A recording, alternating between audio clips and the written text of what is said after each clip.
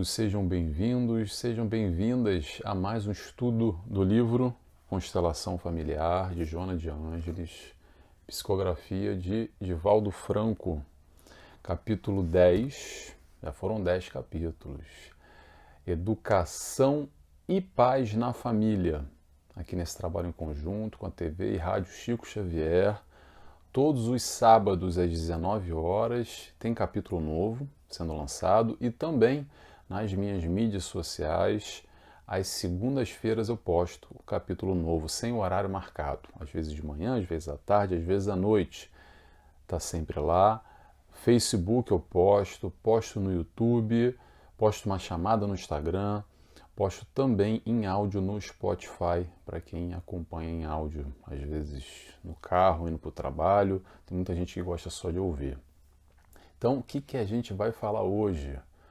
Hoje esse capítulo nós vamos todos falar sobre a criança geniosa, vamos falar sobre educação, repressão, vamos falar sobre paz e amor, sobre atenção aos filhos e o novo mundo e muito mais, como sempre. Antes de início, eu faço a oração e convido a todos, quem quiser fazer comigo, que fechem os olhos e que podemos assim agradecer primeiramente a Deus Pai por tudo, por essa vida, por essa encarnação. Agradecemos também ao nosso amigo, ao nosso mestre, ao nosso guia, ao nosso modelo Jesus Cristo. Muito obrigado por todo o seu amor. Agradecemos a espiritualidade de luz que se faz presente sempre nos nossos estudos, nesse momento que buscamos aprender com Joana de Ângeles sob as diretrizes do nosso exemplo, Jesus. Que possamos assim dar início a mais esse estudo. Que assim seja, graças a Deus. Então é isso, pessoal. Vamos lá. Vamos começar hoje a falar um pouco sobre esses temas da educação e paz na família. Lembrando que a paz do mundo começa dentro de casa. Começa no nosso aprendizado, na nossa infância, e que possamos hoje nós, pais, educadores. Quando eu falo, deixa eu já abrir um parênteses aqui, Joana de Ângeles fala muito sobre isso. Ela fala sobre educadores, porque nem sempre são só os pais, ou pela falta dos pais, ou dependendo da constelação familiar, de como essa família é constituída, o papel daqueles que estão em torno dessa criança, que representam essa significância, essa importância enorme na vida desse novo ser, desse novo espírito que encarna como educadores. Então é importante essa palavra, a responsabilidade não está somente, única e somente com os pais. Pode muitas vezes estar com o avô, com um tio, com um primo, às vezes com uma vizinha, às vezes com aqueles que estão próximos, que constituem às vezes amigos da família também, dependendo de como essa família é constituída, os amigos também podem fazer parte dessa educação desses novos seres que aqui se encontram, esses novos espíritos que chegam no nosso seio familiar, tá bom? Só dar essa prévia para a gente lembrar dessa palavra educadores, que é muito importante, que Joana de Ângeles fala muito sobre isso. Então vamos lá, o primeiro trecho que a gente separou aqui foi o seguinte: Joana de Ângeles nos diz: os instintos que caracterizam o ser infantil devem ser orientados desde os primeiros momentos após a vida intrauterina, trabalhando-os e disciplinando-os de forma que não se sobreponham aos sentimentos de amor e de respeito que devem viger na constelação familiar. É certo que no corpo infantil encontra-se normalmente um espírito com alta carga de vivências, nem sempre dignificantes, merecendo por isso mesmo salutar orientação desde muito cedo e de equilíbrio direcionador para as ações saudáveis. E aí a gente vai falar dessa história de criança geniosa, ou melhor, desse espírito que chega ao nosso lar, hoje nosso filho, hoje membro da nossa família, e o convite é a observação. Vamos observar. Observar o quê? Observar nessa criança muito bonitinha, a maioria das vezes, muito boazinha, muito engraçadinha, uma graça, mas cheia de história. Tem história aí, tem bagagem. E nessa bagagem tem coisa positiva, mas também tem coisa negativa. Tem vivências, experiências, mas também há tendências para o bem e para o mal.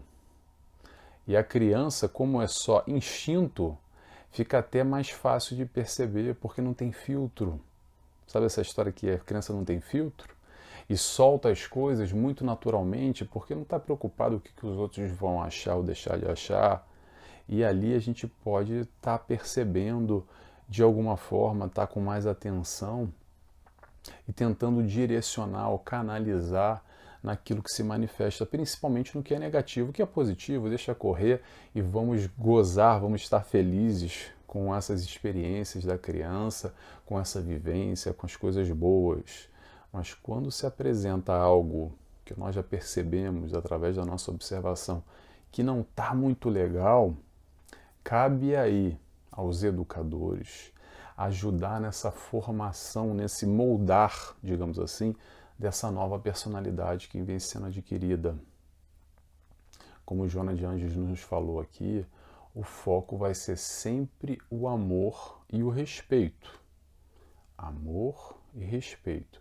O que está longe disso ou que contraria isso merece a nossa atenção, merece a correção, merece a educação, mas sempre com amor.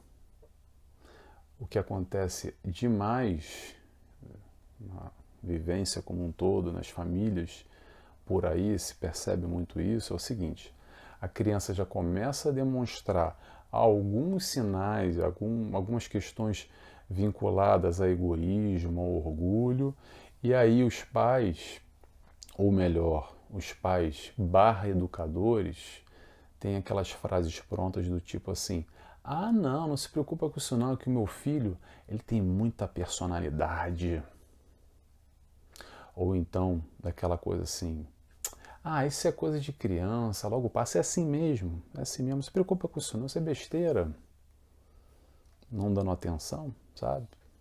Ou então, naquela: ah, meu filho é muito genioso, desde sempre, ele é muito genioso, ele é muito especial. Como se isso fosse um atributo na positiva, querendo enxergar um mundo cor-de-rosa, talvez, não sei. Mas, no mínimo, eu diria, passando pano para algumas questões que estão sendo apresentadas ali. Lembrando, somos espíritos reencarnantes com histórias positivas, mas também histórias negativas. E todos nós aqui encarnados necessitamos aprender muito. E o teu filho ou teu familiar que chega agora também necessita, como eu e como você.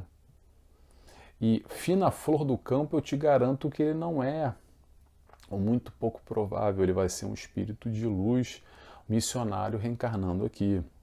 Muito provavelmente ele tem sim, como eu, como você, como todos nós, atributos a serem melhorados, aspectos relacionados ao egoísmo, ao orgulho, que podem ser desenvolvidos nessa seara, nesse aprendizado, no amor, para serem transformados em humildade, em caridade, em bondade, em tudo de positivo, que é o que a gente busca, tá bom? Vamos seguindo? Vamos lá. Próximo trecho que eu separei aqui de Joana para a gente refletir um pouco. Joana nos diz: ao invés de ao invés de coibir-se a criança nas suas manifestações no lar, em nome da educação, deve-se estimulá-la a ser autêntica, evitando-se a dissimulação e a hipocrisia, por cujos mecanismos psicológicos agrada aos adultos, ocultando sua realidade, a sua sensibilidade. E aí a gente vai falar sobre educação-repressão, que é algo que provavelmente fez parte e ainda faz parte muito da nossa fez parte da nossa educação, ainda faz parte nesse processo educacional de muita gente, a educação-repressão. E o convite que a Joana nos faz aqui é, ao invés de reprimir, vamos estimular.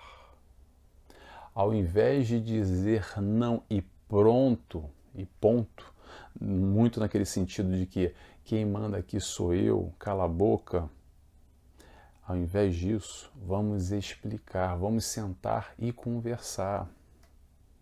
Não só falar, mas vamos escutar também. A troca é quando a gente senta com esse filho, com essa criança e tenta dialogar com ela.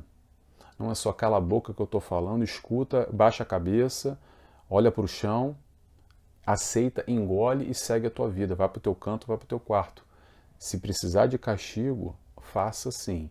Mas tenta conversar antes, tenta explicar o porquê que ela está sendo castigada, porquê que ela está no quartinho para pensar, o cantinho do pensamento, o que quer que seja. Tenta trocar, tenta se aproximar e não afastar. Porque o que acontece na repressão pura e simplesmente, nesse não sem explicação, vai gerar um movimento nas crianças. E disso eu garanto que muita gente vai se lembrar do passado, ou vai se reconhecer nisso que eu vou dizer agora. O que acontece é um movimento só. Vai ter uma criança na frente do papai e da mamãe e uma criança longe delas. Se eu digo criança, adolescente, adulto. Quando na frente dos nossos pais, muitos de nós, éramos os bonzinhos, comportadinhos, sentadinhos direitinho, biquinho calado, sem falar, com muito mais medo do que respeito, com medo dessa repressão, com medo do que pode vir ali. Antigamente, muitos de nós sabemos que não precisava nem falar nada, era só na base do olhar, já amedrontava e já engolia seco, por muita história, cada um com a sua história.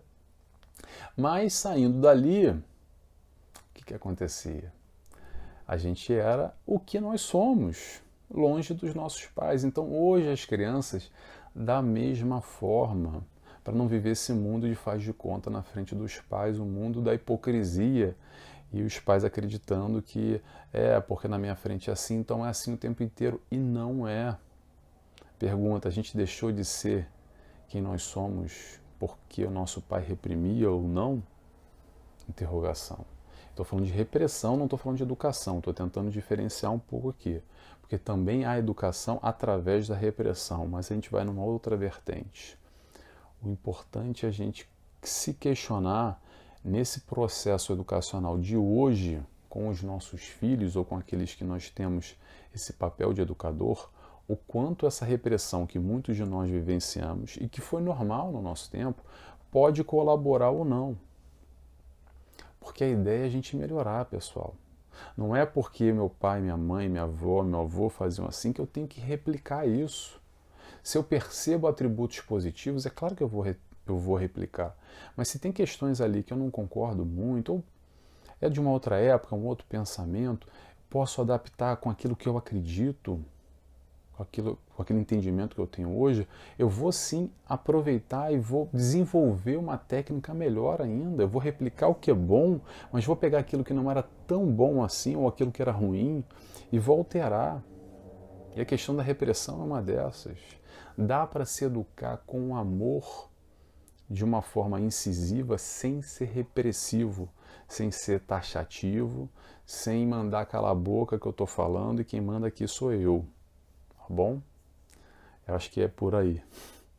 Vamos seguindo? Isso é um convite, tá bom, pessoal? De novo, acredito que Joana de Ângeles e eu muito menos, estamos aqui, eu muito menos mesmo, mas Joana de Ângeles, a gente está aqui para ensinar alguém a fazer alguma coisa. Cada um faz o que quiser, da maneira que quiser, relembrando, livre-arbítrio, que temos aqui um direcionamento, uma explicação de um caminho a ser seguido, o caminho do amor.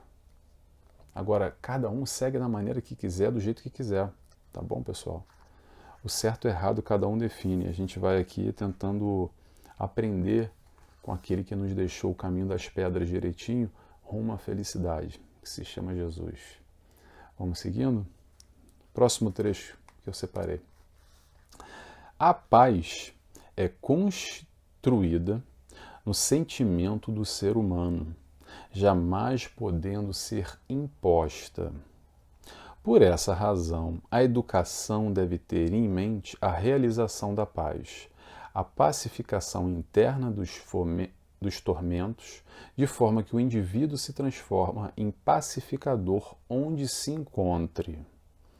Educar com e pelo amor constitui o método mais eficaz para conseguir-se o equilíbrio na família, reunindo todos os membros numa interdependência afetuosa ao mesmo tempo, sem paixões individualistas ou geradoras de vinculações doentias. Deixa eu só fazer um comentário aqui, gente, no final, que ela separa muito bem também, Joana, que é algo que a gente faz alguma grande confusão entre paixão e amor. A paixão está muito mais vinculada a essa questão instintiva ainda, a essa emoção inicial abrupta, esse calor, as paixões, pode ser num contexto familiar, pode ser num contexto de relacionamento homem e mulher, num relacionamento como um todo, não só homem e mulher, homem, mulher com animais, da maneira que for, tá, gente? Ou entre amigos, em qualquer contexto que for. A paixão e o amor. O amor não emoção, o amor sentimento desenvolvido, adquirido. Essa vivência, essa experiência, algo muito mais profundo, muito mais sólido, muito mais consolidado do que uma paixão. Através da paixão podemos chegar ao amor, mas nem sempre. Existe muita paixão sem amor. E esse instinto está muito mais ligado à paixão de uma forma geral. E muita gente acha que é a mesma coisa. E não tem nada a ver. Quer dizer, tem a ver, desculpa, tem a ver, mas não é a mesma coisa, tá bom? Então vamos seguindo aqui o raciocínio. Espera aí, deixa eu ver se eu apontei mais alguma coisa. Sim. Então a gente vai falar agora sobre paz e amor. Que eu separei aqui essa construção. A paz é construída no sentimento do ser humano. Então, pessoal, seguinte. A paz, vamos falar um pouco de paz e de amor. A paz é só mais um reflexo do amor. O desenvolver, o desdobramento, ou um dos desdobramentos do amor é a paz. E quando a gente fala desse amor, vamos relembrar o que falamos muito aqui, o que Joana fala muito, é o amor construção, o amor aquisição. Nós adquirimos, nós construímos amor e também podemos ensinar, podemos repassar, podemos estimular a realização desse sentimento com aqueles que estão ao nosso entorno. E no caso, falando nesse capítulo de crianças, também com os nossos filhos, com aquelas crianças ao nosso entorno. Também podemos fomentar, estimular, regar essa plantinha que se chama amor dentro desses corações, com esse espírito que todos nós temos ali, a centelha divina é essa, amor.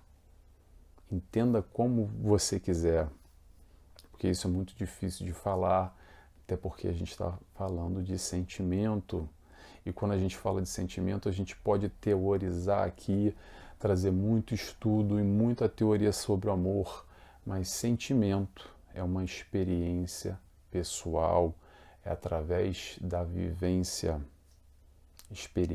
vivência, e a gente pode falar muito sobre a beleza do amor do Cristo que veio aqui nos ensinar, pura e simplesmente, como amar. Só que cada um ama de uma forma, de uma intensidade, de uma maneira.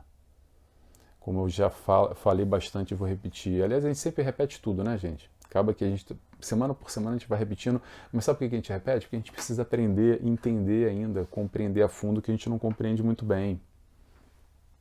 Então essa história do amor é o seguinte, não existe amorômetro para dizer se eu amo mais do que o outro, ou se eu amo assim, ou se eu amo assado, da direita para a esquerda, de cima para baixo, de um lado para o outro.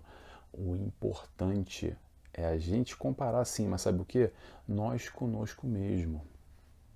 O quanto hoje eu estou mais amoroso, o quanto hoje eu estou aprendendo a amar do que comparando comigo mesmo há um mês atrás, há um ano atrás, há 10 anos atrás, há uma semana atrás, há um dia atrás.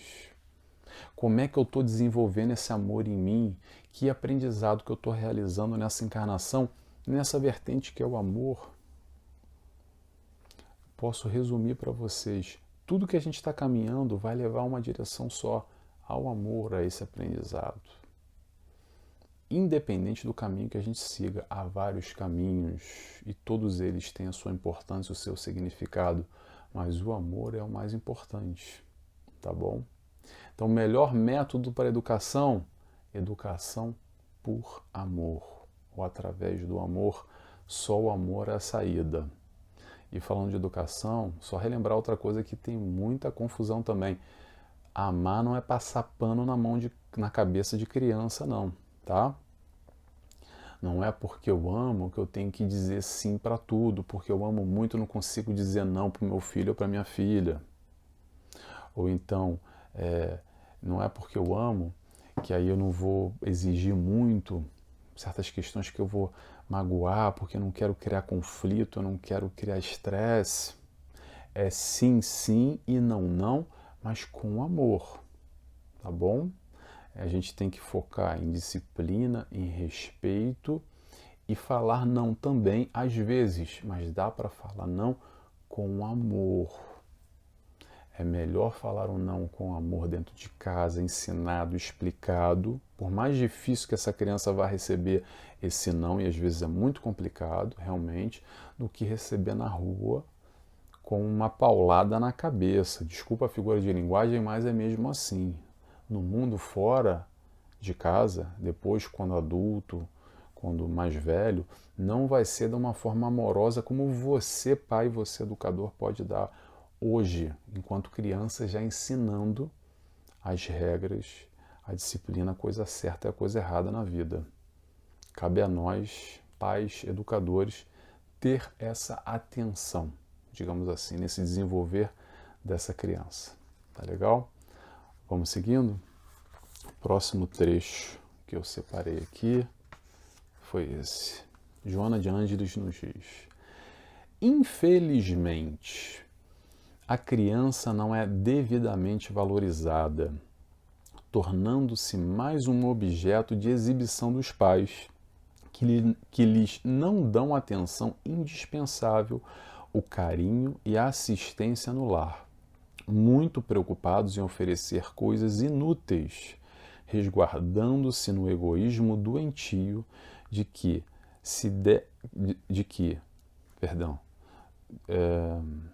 me perdi.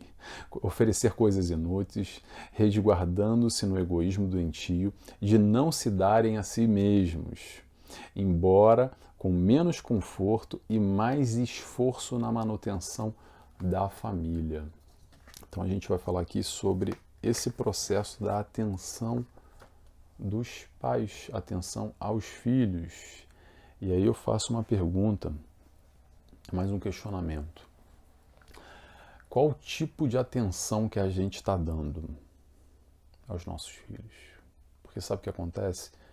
Às vezes a gente dá atenção, mas de uma forma, no mínimo, questionável ou baseada em questões materiais com alguma significância, alguma importância. Mas será que é por aí? Vou dar um exemplo aqui clássico que acontece demais nas nossas vidas, na sociedade, nas famílias em geral, ou muitas delas. É assim: ah, Nelson, seguinte, eu amo muito, muito, muito meus filhos, então eu faço tudo por eles, eu trabalho demais, você não faz ideia. Eu saio de manhã, ele está dormindo, meu filho, a minha filha, trabalho o dia inteiro. Quando eu chego, ele está dormindo, mal tenho tempo de ver, eu só conheço meu filho dormindo, porque eu não tenho a vivência com ele de dia. Infelizmente, eu tenho que trabalhar muito, porque a vida é muito difícil, é muito complicada. Eu só tenho um dia por semana de descanso, mas sabe o que acontece? Eu estou morto, eu não me aguento em pé. Eu durmo o dia inteiro, infelizmente, é bem que eu queria tanto estar com meu filho e com minha filha, mas eu não consigo. Mas sabe o que acontece, Nelson? Compensa, ainda assim vale a pena, sabe por quê? Porque eu dou tudo para ele, tudo de bom e do melhor. Eu dou o último celular, o último tablet, dou as melhores roupas. Ele tem, às vezes, no caso, tá? Estou dando um exemplo aqui. Tem uma babá, tem uma empregada, tem tudo que de bom e de melhor que eu possa dar, materialmente falando, ou melhor dizendo, tudo que a matéria pode pagar. Ponto. Mais ou menos essa história, eu acho que essa história se replica muito, não só no Brasil, não só em Portugal, no mundo como um todo, baseado em questões materiais. E daí eu vou fazer a seguinte pergunta. Eu acho que essa reflexão que o Joana de Ângeles nos traz aqui. Será que é essa atenção, será que é essa educação que a criança necessita? Interrogação. Será que é esse o papel do educador ou dos pais? Interrogação. O que eu posso dizer, ou me arriscar a dizer aqui é o seguinte: nesses casos, quem está educando não são os pais. Sabe quem é que está educando? Aquele youtuber lá que o teu filho ou a tua filha fica vendo o dia inteiro, no último tablet, no último iPad que você deu de presente, o mais moderno. Quem está educando vai ser a babá que você está conseguindo pagar, ou uma empregada, ou um vizinho, ou com sorte, um avô, uma avó que vai estar ali nutrindo essa criança com valores e com questões importantíssimas para esse espírito reencarnante sob a nossa guarda. E o nosso papel de responsabilidade. Então, o que eu quero dizer com isso, Nelson? Eu estou criticando quem está só focado no aspecto material, em prover tudo de bom e de melhor para as crianças? Não estou fazendo isso. Cada um faz o que quer, da maneira que quiser. E claro que a questão material é importante da gente prover, principalmente educação, saúde, questões básicas que custam dinheiro e custam muito caro. Mas como Joana de Ângeles nos diz aqui, agora não sou eu, Nelson, tá, gente? Ela nos diz o seguinte: oferecer, como é que ela fala aqui? Muito preocupados em oferecer coisas inúteis. O que é útil e o que é inútil para essa criança?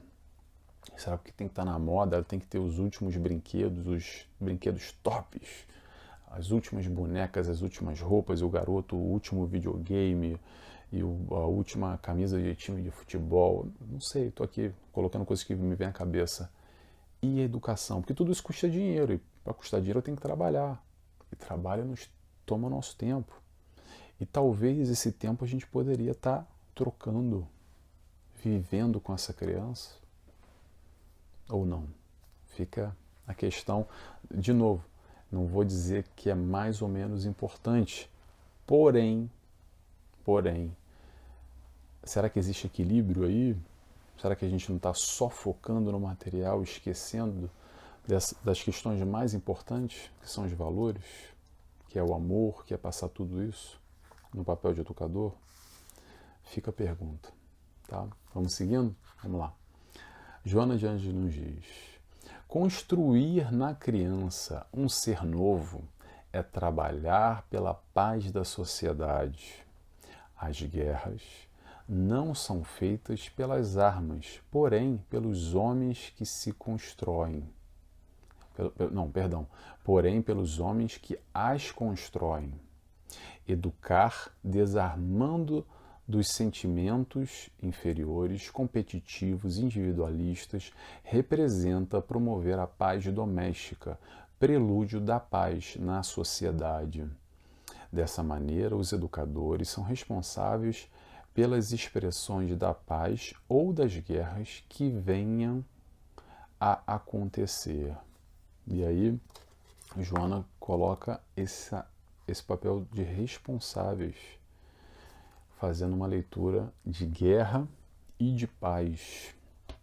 E a gente vai falar agora sobre esse mundo novo, ou esse novo mundo que começa dentro de casa, começa nesse lapidar dessa pedra bruta em potencial que são essas crianças ao nosso entorno. Quem faz guerra e quem faz paz não são as armas, são os homens que fazem as guerras para matar, para destruir, para dominar, para escravizar, para magoar, para ferir. Quem somos nós, espíritos? Interrogação. Coisa boa nós não somos, já sabemos disso. Lembrando, esse espírito que chega ao nosso lar tem amor, claro que tem amor, mas também tem sentimentos negativos, ou vamos dizer assim, menos nobres do que o amor. Sentimentos esses que podem ser desenvolvidos. Esse espírito que chega ao nosso lar tem caridade, sem dúvida alguma, mas também tem egoísmo, também tem orgulho. Que papel é esse? Como é que a gente pode potencializar uma coisa ou outra coisa? Como é que a nossa educação pode colaborar ou prejudicar, ou acentuar aspectos negativos, às vezes nessa vivência do dia a dia? Ou, melhor dizendo, passando pano, como eu falei ainda atrás, percebendo logo ali que é algo que não é muito legal, mas achando engraçado, porque é criança, e quando é criança tudo é engraçado. Porque às vezes fazer aquele mesmo movimento que a criança faz quando adulto é algo que choca, é algo que desagrada, é algo que a gente não acha nada engraçado, mas quando está ali numa criancinha pequenininha, com aquela vozinha, com um jeitinho, a gente acha engraçado, e é mesmo engraçado. Mas não deixa de ser manifestações importantes desse espírito reencarnante, tá bom? Então, lembrando, o que a gente pode fazer nesse papel dessa aprendizagem, dessa construção do amor, que nós entendemos ainda muito pouco e somos muito ignorantes como um todo. Mas ainda assim, lembramos, estamos aqui para isso, para aprender a amar, para replicar e para multiplicar, não só entre aqueles que estão no nosso lar sob a nossa guarda, as crianças, mas também com o próximo como um todo, tá bom? Vou encerrando por aqui, espero que vocês tenham gostado. Palavra-chave de hoje, criança. Então, se você ficou até o final e gostou, eu peço para você, escreve para mim, por favor, aonde você está assistindo esse conteúdo, a palavra criança. Tá legal? Vou fazer a oração agora e quem quiser comigo, eu convido a fechar os olhos e agradecemos assim a Deus Pai primeiramente, a Jesus, nosso mestre e guia, nosso exemplo, nosso amigo, a toda a espiritualidade de luz que nos cerca e nos acompanha, a Joana de Ângeles por todo esse aprendizado, por estarmos aqui reunidos, buscando esse conhecimento, buscando esse aprendizado no amor e nessa dinâmica nas nossas famílias e pedimos assim autorização para dar encerrado mais esse estudo desse capítulo. Que assim seja, graças a Deus. Pessoal, esqueci de falar, semana que vem, capítulo 11, que se chama Educação Doméstica. Capítulo 11, semana que vem, estaremos aqui de volta, tá bom? Um beijo, um abraço a todos. Tchau, tchau.